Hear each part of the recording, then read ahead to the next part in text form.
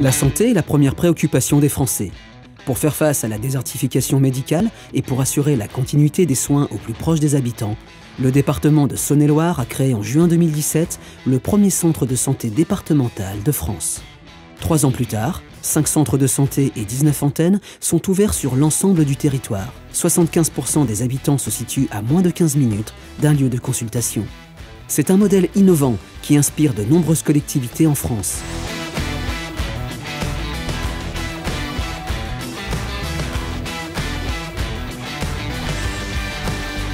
En moins de 18 mois, l'objectif de recruter 30 médecins généralistes a été atteint. Ils sont aujourd'hui 55.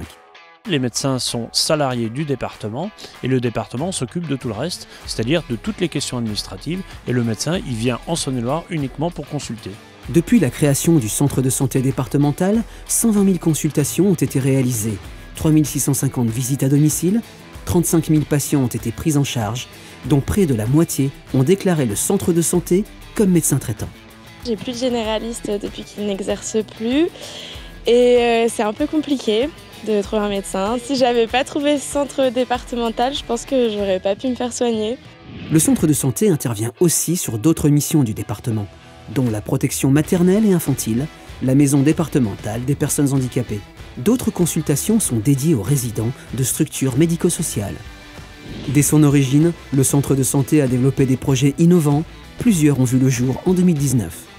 L'emploi d'un assistant spécialiste en médecine générale. Le renfort de 3 infirmiers en éducation thérapeutique pour les maladies chroniques.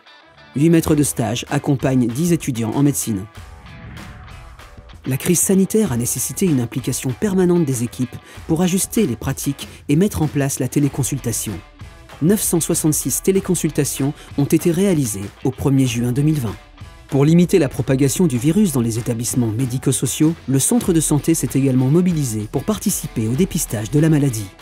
Nous entrons dans la phase 2 du déploiement du centre de santé. Parallèlement à la poursuite des ouvertures d'antennes et du recrutement médical, le moment est venu d'envisager le service de garde SOS Centre de santé, la médecine spécialisée, la télémédecine et la téléexpertise. On projette également la création de petites salles d'urgence et d'observation. Pour votre santé, le département agit.